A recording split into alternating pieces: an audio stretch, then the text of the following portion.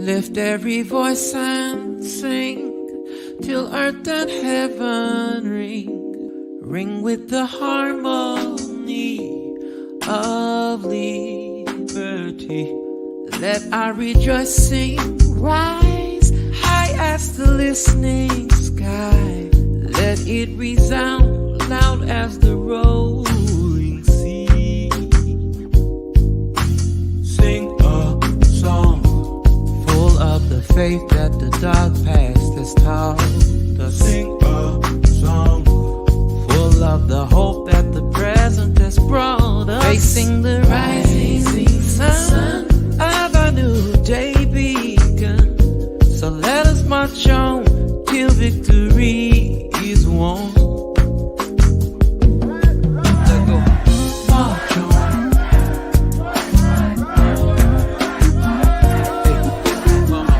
March on. Stony the road we trod, bitter the chastening rod. Felt in the days when hope unborn and died, but yet with the steady beat have not our weary feet come to the place for which our Father sighed. We have come over a way that with tears have been watered. We have come treading our path through the blood of the slaughter, out from the gloomy past. Till now we stand at last, where the white gleam of our bright star is cast. God of our weary, God of our silent tears, Thou who hast brought us thus far on the way. Thou who hast by thy might led us into the light, to keep us forever in the path we pray. Bless our feet stray from the places, our God, where we met thee. Bless our hearts drunk with the wine of the world, we forget thee. Shadow beneath thy hand, may we forever stand true to our God, true to our native land. Yeah, true to our God, true to our native land. Oh, da da da, yeah, to our God, our native land. True to our God, true to our native land.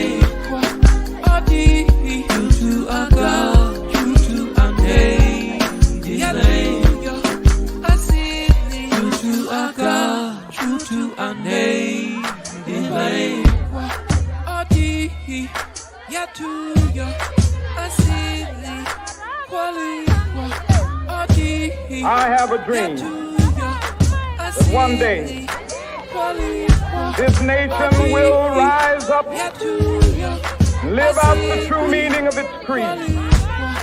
We hold these truths to be self-evident, that all men are created equal. I have a dream that one day on the red hills of Georgia, sons of former slaves and the sons of former slave owners will they be able to sit down together at the table of brotherhood. I have a dream.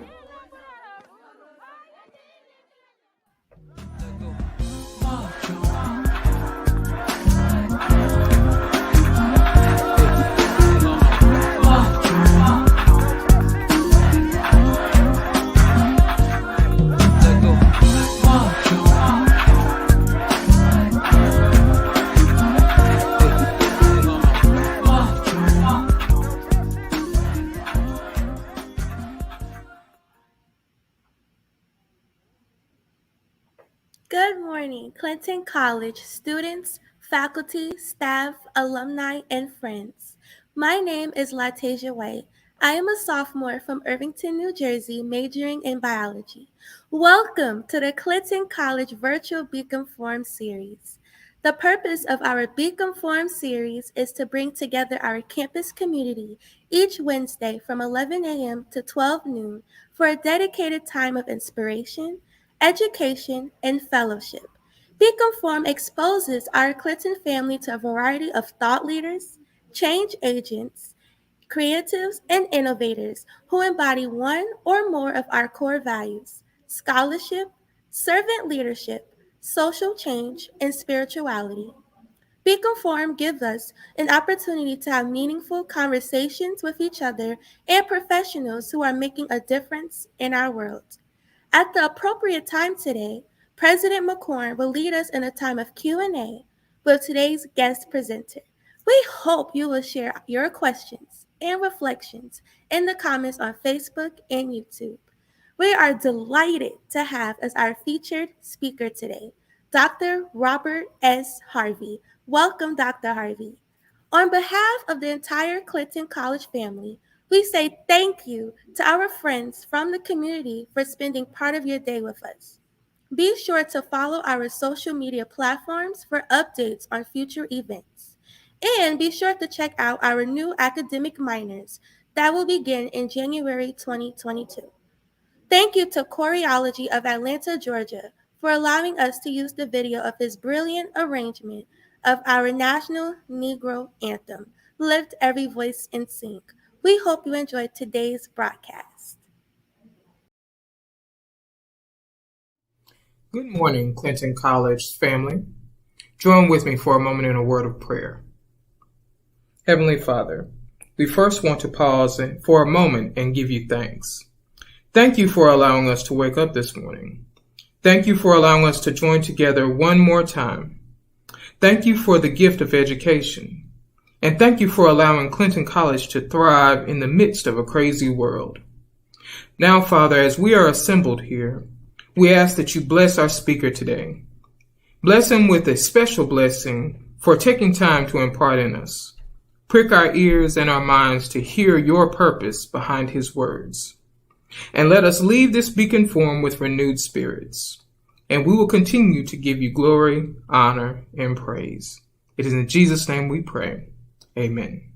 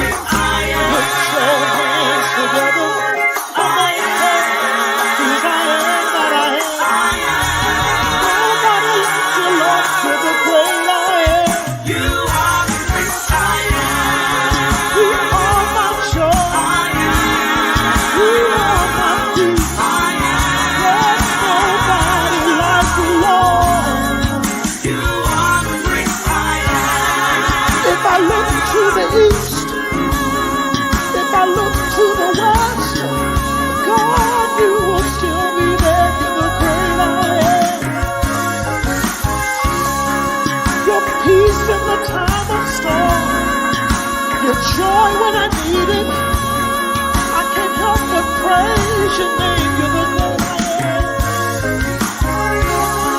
A strong tower. He's a mighty deliverer. Nobody like the great I am. He's the way maker. Somebody said he's a strong tower in my weakest hour. Hey, you're the great I am.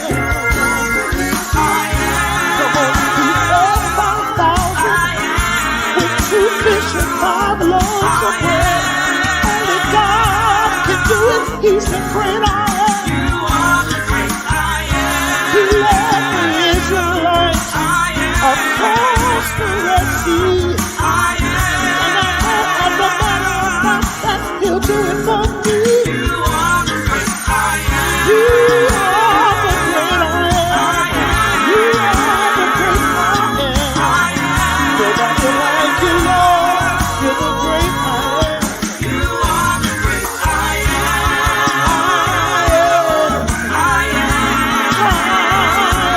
I am. You're the great I am.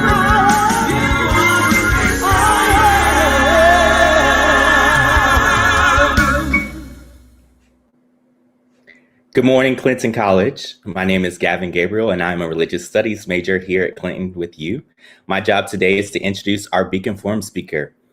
Dr. Robert S. Harvey is an educator and writer, faith leader, community connector, child advocate, and public scholar.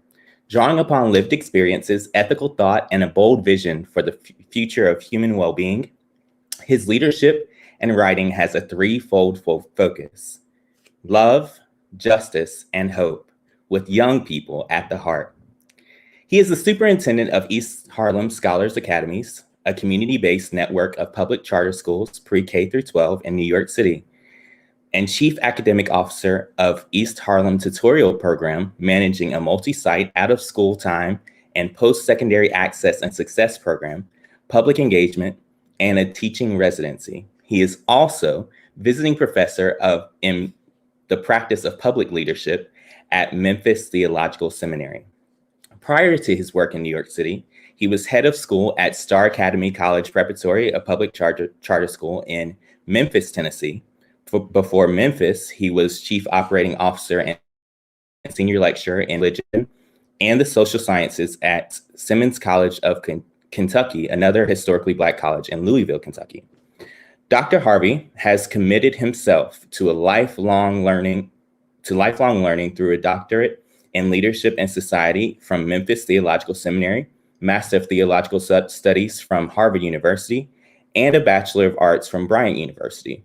He also earned a certificate of school management and leadership from Harvard Graduate School of Education and has completed the Harvard Institute for Superintendents. He is author of Abolitionist Leadership in Schools, Undoing Systemic Injustice Through Communally Conscious Education, which works for abolitionist lineage to guide education and community-based leaders in providing preemptive, premeditated, and progressive leadership while countering the impacts of racism that endure in our schools and communities. His opinions on education and on justice have been published by Education Post, Education Week, Chalkbeat, Education Dive, The Griot, Blavity, St. Louis Post-Dispatch, and a variety of other academic journals. Please welcome Dr. Robert S. Harvey. Good morning, Clinton College. It is such a pleasure and an honor to be with you.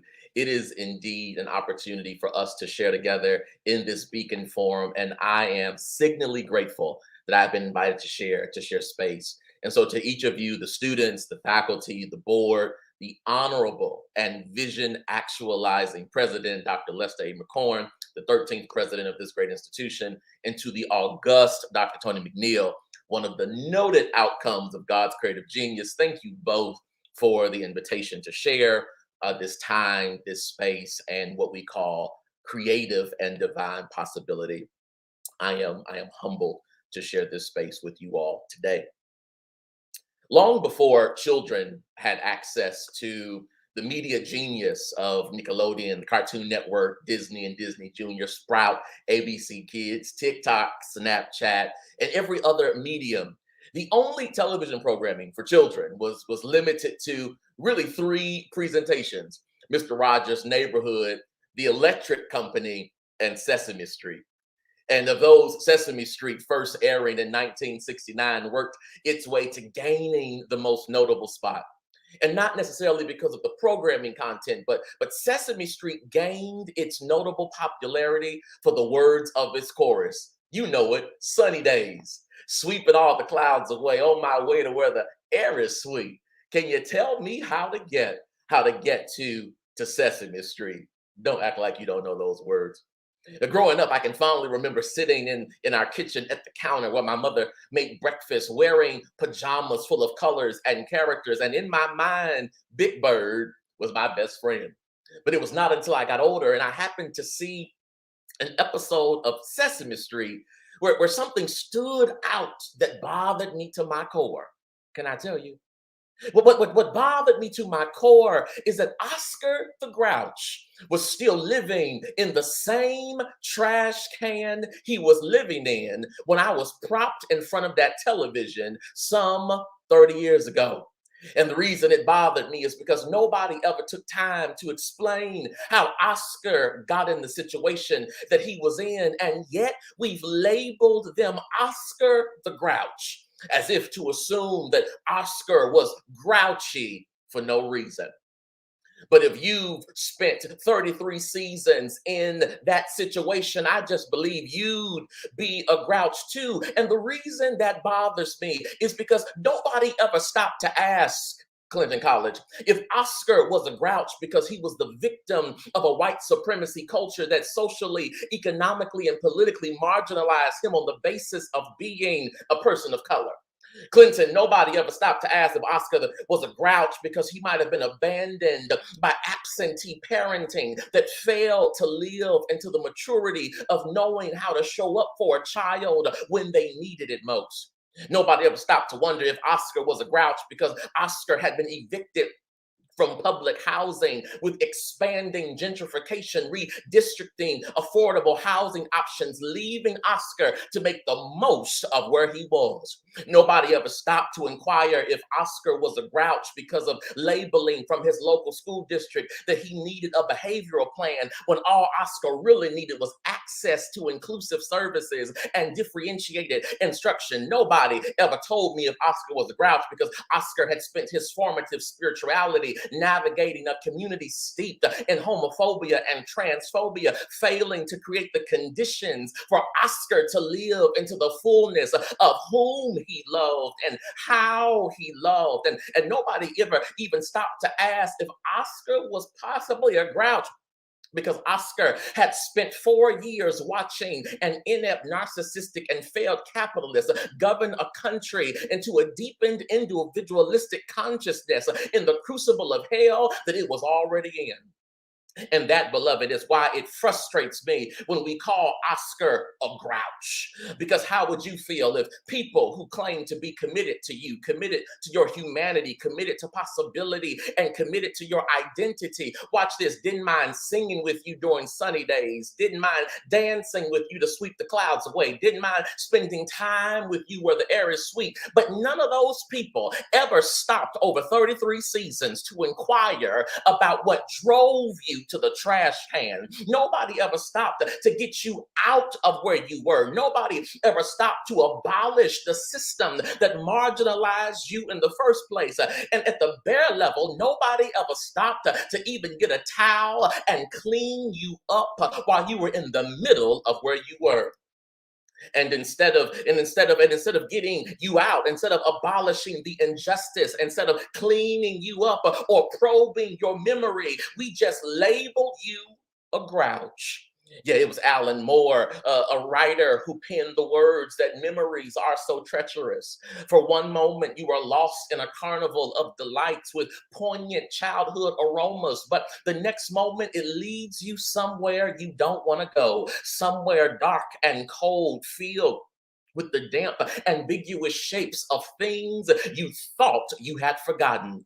And when you find yourself locked into the unpleasant train of your memories, heading for the places in your past where the screaming is unbearable, Alan Moore says, remember, there's always being a grouch, because grouchiness is an emergency exit. And what that says to me, Clinton, is that we must have a radical sense of humanity for the grouchiness born of people's memories. And the problem with far too many of us in the limited superficiality of these values of scholarship and leadership and even our discipleship is that we have a tendency to critique the Oscars of our lives, the Oscars in our communities, the Oscars in our classrooms, the Oscars in our pews, and even the Oscars in our homes, but we haven't created the conditions to change, append, deconstruct, and abolish the systematic realities that force our Oscars to lean into the emergency exit of grouchiness in the first place. That is to say to me that we have a tendency to intellectualize, strategize, theologize, and philosophize why Oscar is in the position Oscar is in. But rarely do we intellectualize, strategize, theologize, and philosophize how to get Oscar out. They said if you can just get to Sesame Street, the sunny days would sweep all your clouds away. But here goes Oscar, who made it to Sesame Street, achieving the look of liberation, the words of freedom, and the concept of belonging. But here goes Oscar, who isn't living in sunny days, but rather living in what St. John of the Cross calls the dark night of the soul, forced to stay in the same place for 33 seasons. And it is safe to say that against that backdrop, Oscar's grouchiness is an emergency exit from the dark and cold shadows of his memories of day after day, where the people who could have served him chose to sing around him in his worst. I just believe if we had an opportunity to interview Oscar this morning, Oscar would say like Langston Hughes, life for me ain't been no crystal stair. I think Oscar would say like Maya Angelou, life is like a bruising darkness having lain too long. He'd probably agree with Baldwin that life is like living in a strange house with a strange bed in a strange town, or maybe Oscar would just slap high five with Grandmaster Flash and the Furious Five and say, you know what, for me, life is like a jungle sometimes. It makes me wonder how I keep from going under. And if you don't know any of those, Oscar might say like Job, show me why you fight with me. He might say like David, how long, oh Lord, will you forget me? He might say like Habakkuk, how long must I call for help, but you don't answer? Or maybe he even thinks like Jesus, my God, why have you left me? And if I had a moment to respond to Oscar, I would let Oscar know that when you're Black in America, against the landscape of the three evils noted by Martin King, the evil of racism, the evil of capitalism, and the evil of militarism, often the conditions of what it means to be human is to live like one in a trash can. And if I had a moment to respond to Oscar, I would let Oscar know that when you're Black in America, against the landscape of a social media, social justice formed and informed by hashtag reels, celebrity status, and merchandise, the wretchedness of our reality is an indicator that we have far too many scholars, leaders, and disciples who would rather serve by crosses and crowns instead of serve by towels. But in a moment when our democracy is at stake, on the altar of a kingdom that needs to suffer a violence that imagines a kingdom of justice, cultivating the beloved community, we need some scholars, leaders, and disciples, Clinton, who are grabbing towels. In a moment when young people are seeking a witness, a way, and a word from folks who are willing to decenter themselves and hearken back to a memory in a carnival of delights when their radicalism was the fuel that got them over. We need some scholars, leaders, and disciples who are grabbing towels. In a moment when the rights of women's bodies, the rights of queer folks, the rights of children, the rights of folks impacted by housing insecurity, the rights of folks suffering from food apartheid and the rights of folks who are enduring medical marginalization are being legislated in Congress and determined by the Supreme Court. We need some scholars, leaders, and disciples who are grabbing towels, a type of scholarship, a type of discipleship, and a type of leadership where grabbing a towel is seen as a radical act of possibility. Grabbing a towel is seen as a radical act of resistance, and grabbing a towel is seen as a radical act of love. It is a type of scholarship, a type of discipleship, and a type of leadership that does not capitulate to comfortability or satisfy congeniality, but it is a type of scholarship, discipleship, and leadership that is coarse and bristled and syncopated by a call to get into the unjust, prejudice, and bias crevices of our institutions, our churches, our schools, our homes, and our politics in order to create new ways, new words, new worlds, and new witnesses for every Oscar that we know.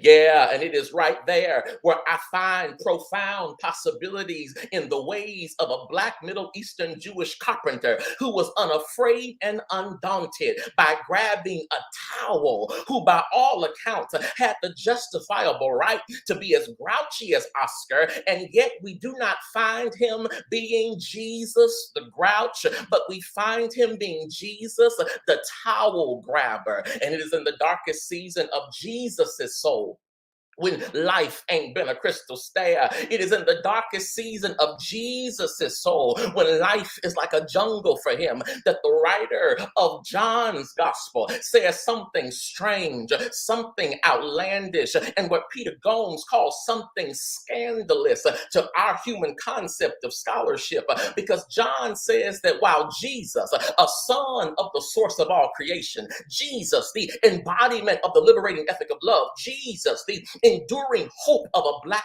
humanity, Jesus, the democratic essence of an ever-becoming manifestation of God, is sitting in his own trash can. The writer says that Jesus grabbed a towel. You can tell a lot about a scholar. You can tell a lot about a leader. You can tell a lot about a disciple by what they're reaching for in the topsy-turvy tension of what it means to be human. There, in the dark night of Jesus's soul, when the world is stripping you of everything you once knew, some people reach for power, some people reach for money, some reach for access, some people reach for status, some people reach for church, some people reach for people. But there, in a trashy situation between a rock and a hard place, thanks, Grandma, Jesus reaches for a towel. And you very well might be asking, Dr. Harvey, what good might a towel do? Well, I leave you in this simple words right here, that if a cross is the ultimate sign of victory, then the towel is the ultimate sign of hospitality. Because in the Hebraic culture, grabbing a towel to wash someone's feet was a symbol to make room for people in the context of a place you deem sacred. And so, as a praxis of our scholarship, as a dimension of our leadership, as an outcome of our discipleship on the pathway to social change, we must grab towels as a way to say, I will make room for you. I will make room for your memory. I will make room for your oppression. I will make room for your grouchiness as a praxis of my hospitality. Grabbing a towel, beloved, is not about making people clean, no, Clinton, but grabbing a towel is about making people welcomed. And the reason we ought to be grabbing towels in pursuit of a scholarship, leadership, and discipleship that changes this world, changes governments, changes cities, changes communities,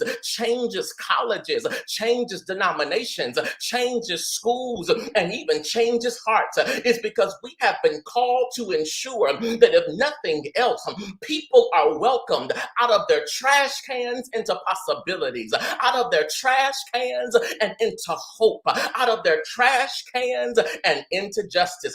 So I leave you with one question. How do we create a holistic environment that cultivates an inclusive community of students, faculty, staff, and administrators who are prepared to excel in academic achievement? This is your mission. Experience moral and spiritual growth and demonstrate positive and effective leadership skills as lifetime citizens in a global society. Easy.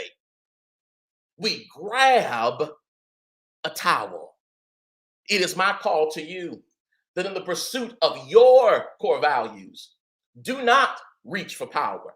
Do not reach for money. Do not reach for access. Do not reach for status. Do not reach for church, and do not reach for bureaucracy. But in the moment where you are trying to fulfill your mission of what it means to be a beacon for leaders, the way you do that is by grabbing the nearest towel. Thank you, Clinton. And I honor you as you grab a towel to be the embodiment of the way of the carpenter. Excuse me, Dr. Harvey. I'm looking for a towel right now in my office. My God. I am tempted to ask Dr. Chris Davis to open the doors of the church right now.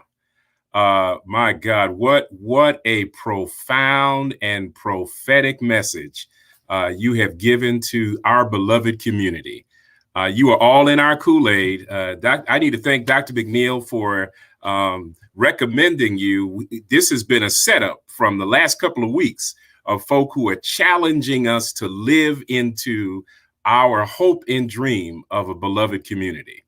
Yeah, we're all looking for towels right now. We're all looking for towels. Yes, what a profound time. Before we get into some Q&A, I'm just so grateful for Dr. Harvey. Thank you for the message, and thank you for spending a little time with us today so that we could engage you a little bit more. I want to talk to you about trash cans and trash heaps and landfills in just a moment. But let me encourage those who are watching with us, if you will, if you have questions that you want to pose, topics you want for us to talk about in a few minutes that we have, please type those in the chat right now, whether you're on Facebook or YouTube, and our technician DK will pick those up and put them on the screen, and we'll pose those to Dr. Harvey. So Dr. Harvey, my God, I'm not even sure where to begin right here, but I want to talk about Oscar for a moment, right? So there's Oscar, and then there's the conditions that produce Oscars. And in your role as an educator, I want to talk about both. Because I think all of us have a responsibility to both address the conditions that create Oscars, but also to minister, to empower, to stand with the Oscars that are in our communities. Yeah. Talk about how you do that as an educator. How do you do both? How do you serve Oscar and address the trash can that Oscar finds himself in? Yeah. So again, thank you all, Dr. McCorn. I appreciate being here. And I was not intending to go so churchy this morning. But you can't help it. Can't help it. It is what it is. So you hit something that I believe is a new conceptualization of abolition. When we traditionally think of abolition, we often think of a kind of abolition where we are tearing something down, which is the system that creates Oscar, that second part of your proposition. And I wonder, though, and I wrestle with this idea of an abolition that harkens closer to the abolition of the antebellum slavery movement, which was a kind of abolition that understood the tension of service and system. A kind of abolition where if you think about the abolition of Douglass, the abolition of Truth and Tubman, it was I am going to direct you on the pathway to freedom. That is the service of Oscar. And while on that pathway, I'm going to then begin to deconstruct over time the system that prevents us from having more. So Douglass is the perfect example of this, is that Douglass understood the assignment of serving folks who were trying to make it from South to North.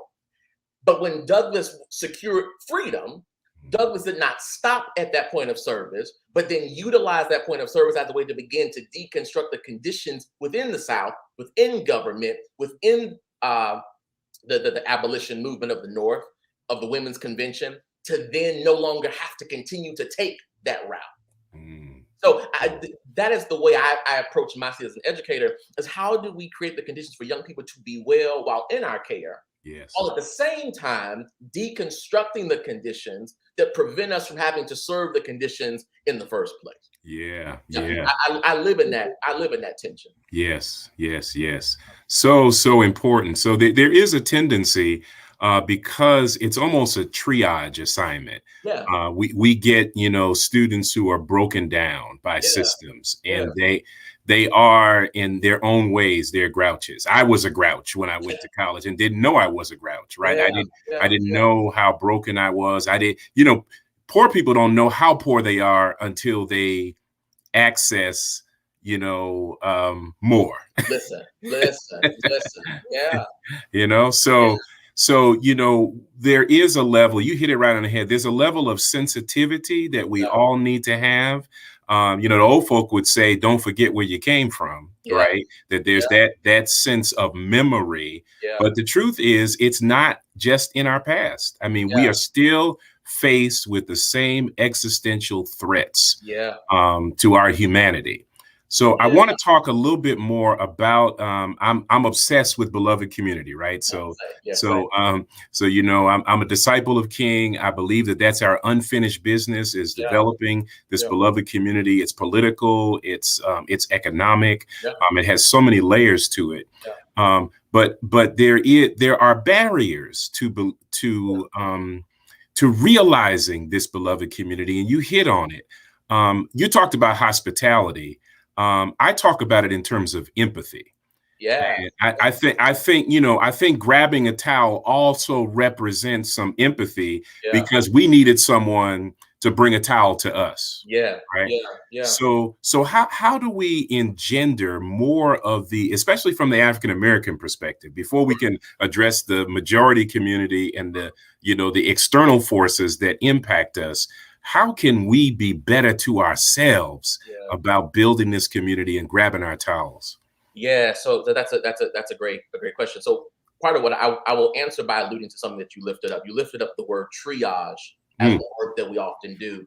That word is powerful to me because it has a French root, trier, which means to separate or to create a binary.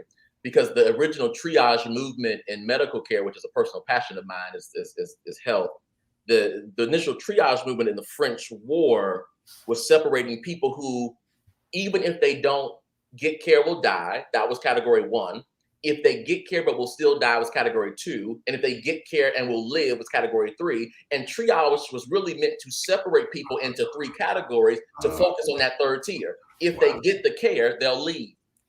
In many ways, what we have done, Doc, is we have kept a triage movement. Who is salvageable in our community?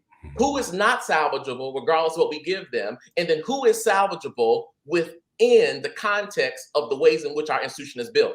And we spend all of our time uplifting category 3, trying to identify that talented 10th, and we ignore the possibilities that are latent in the first 2 categories who might need more than our conservative, institutionalized, bureaucratic triage.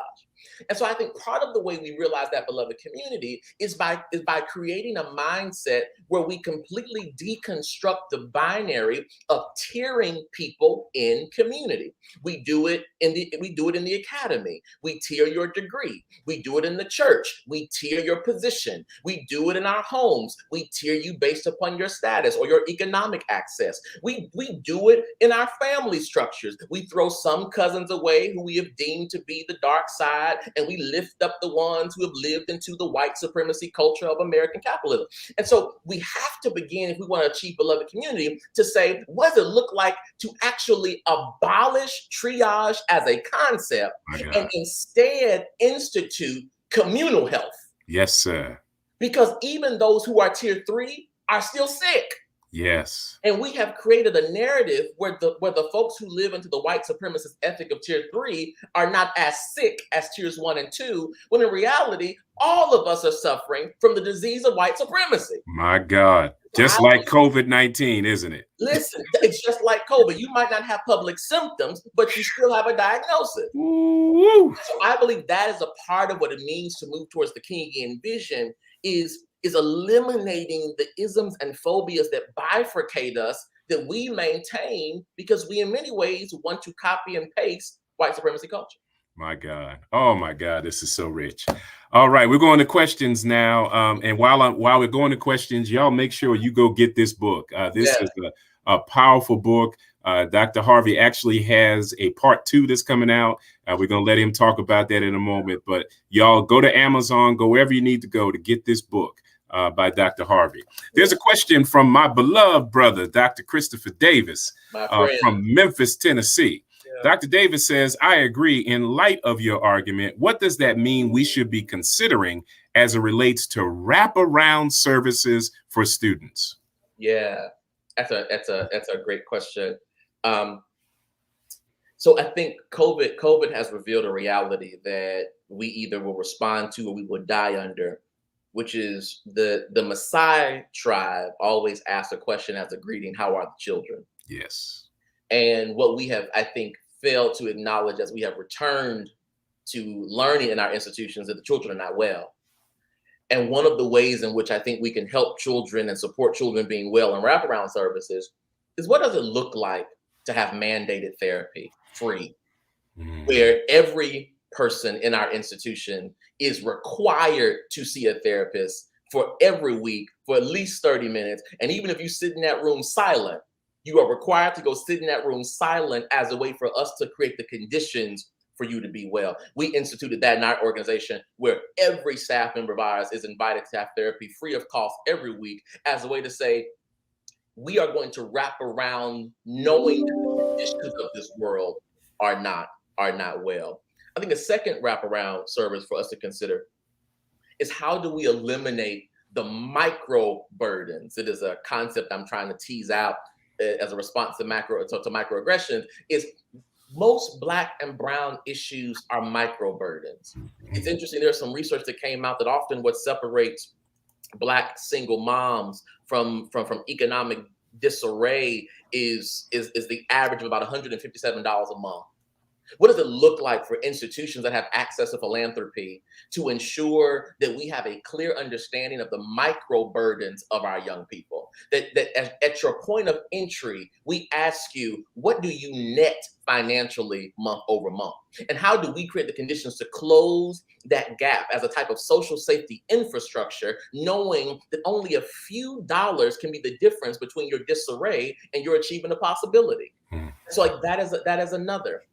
And then I think the third wraparound services, beyond mandated therapy, beyond mandated financial counseling or understanding, is really creating the space for folks to have raw conversation and honest conversation, something Paulo Freire calls dialogical praxis, where the institution is consistently being critiqued as a way to get better.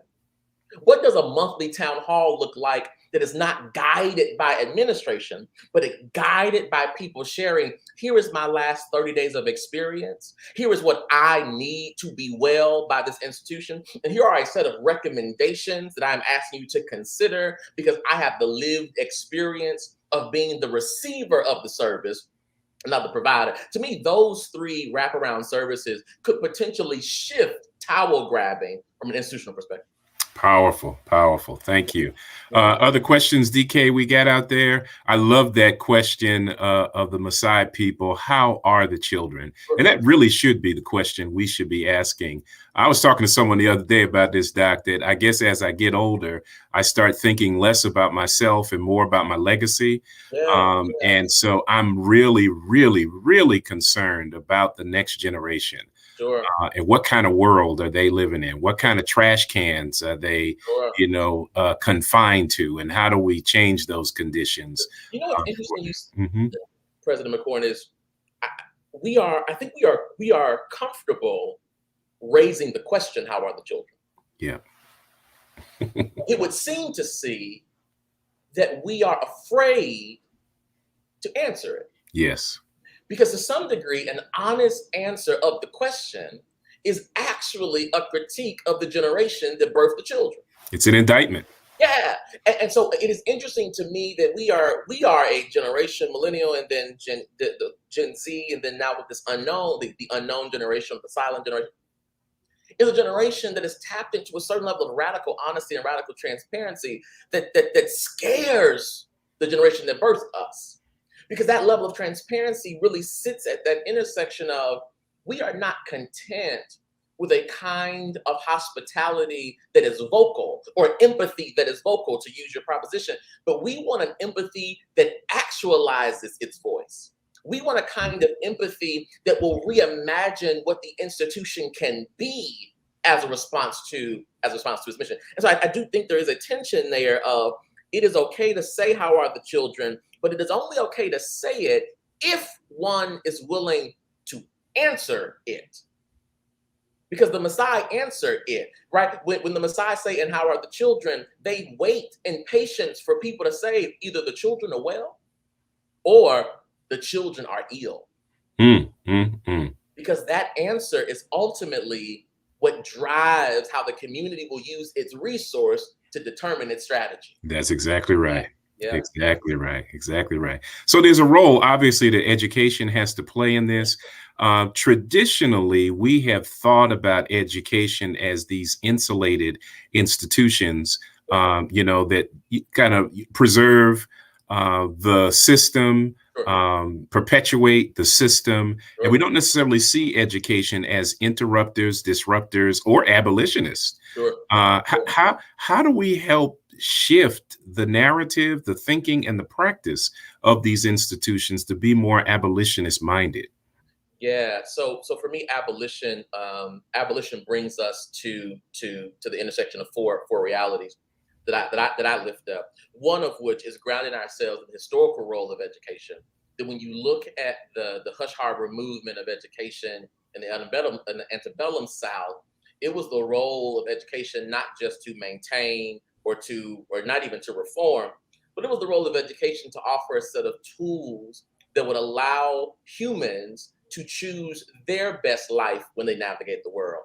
And so to some degree, it is grounding ourselves in history. Secondly, there's this idea that a dear friend of mine, Willie Francois, writes in chapter 2 of artistic suasion, that the function of education movements must maintain a certain level of cultural and artistic adaptability that is directly responsive to the world in which we're in. It is mind-boggling to me that institutions of higher learning were rushing to get back to a kind of world that existed pre-2019 and did not use the time when all of us were at home in the middle of despair to ask the question, how do we become an agile and adaptable artistic institution that sways to the movement of the culture that we are in? Thirdly, it is this idea of shifting from the personal to the communal. For so long, higher ed has been about accessing economic outcomes by matter of degree. So we measure years to graduation. We measure 6-month job placement. We measure a first year salary or first job salary. But we rarely measure any indicators of community. For example, which percentage of our 6-year graduates voted in the most recent federal election? Which percentage of our graduates engaged in a form of organizing, grass tops or grassroots, in the middle of a midterm year? What would it look like if we held ourselves accountable to communal indicators of metrics at the board meeting? What would it look like to present to our board indicators of organizing, indicators of voter engagement, indicators of micro-philanthropy, indicators of community engagement, indicators of service learning, which is often ignored? And then I think the fourth piece of this abolition that I really want us to wrestle with from the institution of higher learning is, how do we invite young people to create a life that is their favorite life, even if it transcends the expectations of our mission? Which means our mission often is about creating global leaders and radical humans and effective change agents. And what if a young person says, but I really just want to dance?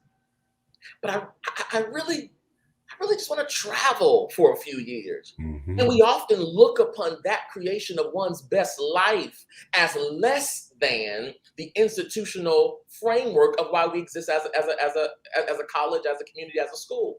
But I would invite us to have such an expansive abolitionist view of leadership that if you make a decision to live outside the scope of what we believe we have been creating you to be, shaping you to be, giving you tools to be, we might be invited to reimagine program outcomes. We might be invited to reimagine degree offerings. We might be invited to reimagine faculty selection, because maybe we don't need highest degree in field. Maybe we need highest impact in the world.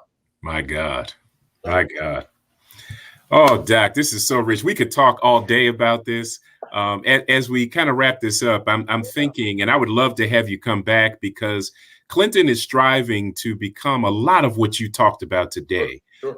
We have a new strategic plan. We have led what is called the Clinton Connection, which is literally a bold strategic initiative, a master plan, if you will, to lift an entire community that's been disadvantaged and disenfranchised.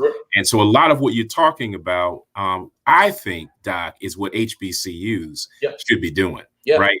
Most of our institutions are smack dab in the middle of the hood. And it makes no sense that you've got this potential oasis in the middle of deserts. But here's the tension, Doc. I agree with you. I love HBCUs, and my critique of them often is grounded in this kind of here. We are stuck at the H. That they are historic. They function with historical metrics, historical frameworks, historical cabinets. And in some degree, what we need is we need some kind of like FBCUs, these kind of futuristic Black colleges and universities, people who are willing to position themselves at the cusp of what does it mean to be Black 20 years from now? Not what does it mean to be Black when I was enslaved, but what does it mean to be Black in a world that is rapidly moving toward brownness and tanness and a multiracial reality? And so my love and critique is that it is a H-stuck framework. My God. That allows us to ground ourselves more in our anthem than we do in our abolition. Wow.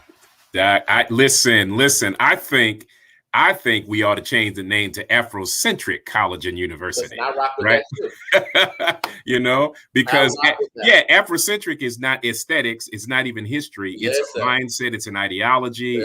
It's a cultural enrichment, empowerment, ownership. Oh my God, we could talk about this all. We got one of our students, Gavin. I want to get him in here before we close. Gavin's got a question. Come on, Gavin. Hello, Dr. Harvey. Thank you again for all of that. I was going to pose a question about how we can be abolitionists in our own lives, you know, outside of the constructs of higher education, of course. But then also, and it wasn't mentioned in your bio, but very clearly you're a preacher. So how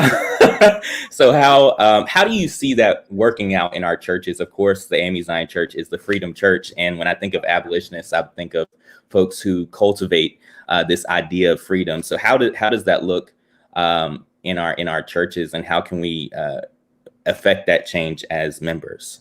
Yeah, that's a great question, and thank you for your introduction earlier. I'm grateful for you.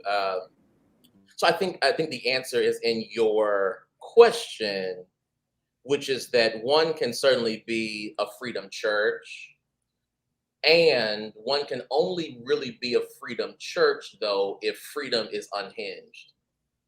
My worry and critique is in individual living is that we espouse concepts like freedom and grace and liberation and justice, and then we put guardrails on who the participants are in that freedom and liberation and justice. And so I think in our personal lives, what it looks like is asking ourselves, where in the navigation of I'll go Bonhoeffer, my quotidian reality, my day-to-day life, am I not inviting people to be the radical fullness of their creative possibility? Which means if in order for me to be in relationship with you, you have to navigate the world using particular language. You have to navigate the world with a particular construct of love. You have to navigate the world in particular gender dynamics. that in order for you to fit my concept of freedom, then we have already eliminated the concept of being a freedom church. We're actually not free. We're quite bound.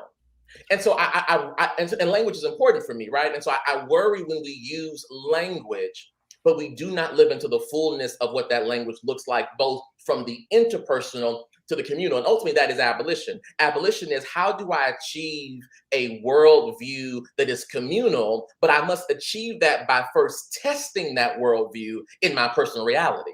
Right. So I am constantly waking up daily doing what Baldwin says, reinventing the possibility of freedom, reinventing hope, reinventing human interaction, reinventing how I can be better.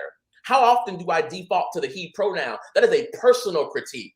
How often do I default to a God that seems to only love Christians when nobody God created happened to be one, right? How do I do that intellectual work on a day-to-day basis? How do I sit at dinner and laugh at jokes with my family that are critiquing trans brothers and trans sisters? How do I allow my parents and my siblings and my cousins and my pastor to critique folks and send them to these ethereal places of destruction, when in reality, all of us should be grateful for another chance, right? Yes, so that's the abolitionist work that we do individually, is there are boundaries to being in freedom with me. And that boundary is, can everybody be free?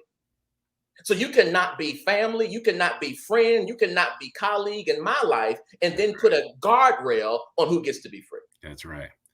Somebody said, I'm not free till everybody's free. Listen, that part. So y'all go get this book right here. Thank you, Gavin, for that question. Dr. Harvey, thank you so much. Thank you, you have blessed us richly today. Thank you. And you've got to come back. We got to talk a little bit more. And I'm hoping you will be a conversation partner for our beloved community as we try to live out many of the principles that I totally agree with that you shared with us today. Those of you who joined us today, thank you for joining us for Beacon Forum. Do me a favor, share this with your friends. Post it on social media, Facebook, Twitter. Put it out there for everybody to see. They need to hear this message. It was a great sermon, but they also need to hear the dialogue and the principles that were shared with us today. Thank you for joining the Clinton College family and our weekly Beacon Forum, and we invite you to come back next week. There'll be announcements about upcoming events. We're now going to go to our alma mater, and following the alma mater, one of our other students, LaTasia White, will come back with our final word. Thank you, and God bless you.